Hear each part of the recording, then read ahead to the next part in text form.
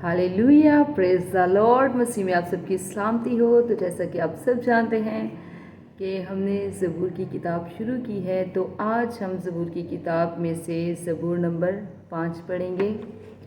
तो खुदावंद के कलाम में यूँ लिखा है, ऐ खुदावंद मेरी बातों पर कान लगा, मेरी आहों पर तवज्जो कर। ऐ मेरे बादशाह, ऐ मेरे खुदा, मेरी फरियाद की आवाज़ की तरफ मतवज्जो हो, क्योंकि मैं तुझ ही से दुआ करता हूँ। ऐ खुदावंद, तू सबको मेरी आवाज़ सुनेगा। मैं सवेरे ही तुझसे दुआ करके इंतज़ार करूँगा, क्योंकि तू ऐसा खुदा नहीं जो शरारत से खुश हो। बदी तेरे साथ नहीं रह सकती, घुमंडी तेरे हजूर खड़े नहीं हो सकते। तुझे सब बदकिरदारों से नफ़रत है।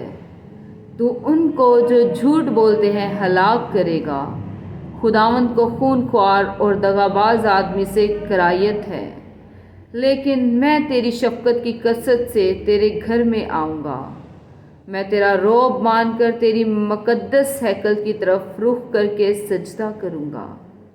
ऐ खुदावंद, मेरे दुश्मनों के सबब से मुझे अपनी सदाकत में चला। मेरे आगे आगे अपनी राह को साफ कर दे, क्योंकि उनके मुंह में ज़रा सच्चाई नहीं। उनका बातन महज शरारत है, उनका गला खुली कब्र है। वो अपनी ज़ुबान से खुशामद करते हैं। ऐ खुदा, तू उनको मुजरिम ठहरा, वो अपने ही मशवरों से तबाह हों।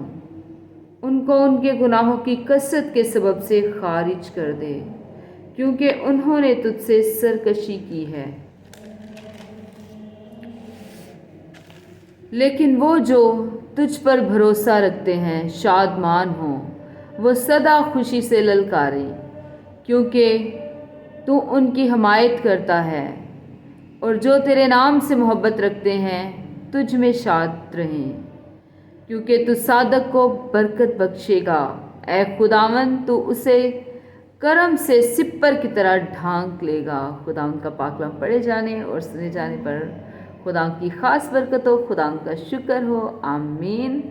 तो खुदावंद इस पाक कलाम के वसीला से आप सबको ढेरों बरकतें दे, हमेशा शाद रहें, आबाद रहें और खुदावंद के साथ हमेशा जुड़े रहें खुदावंद की कुर्बत को हासिल करने के लिए, क्योंकि जब खुदावंद हमारी ज़िंदगी में होगा तो बाकी चीज़ें जो हैं अपने आप आ जाएंगी।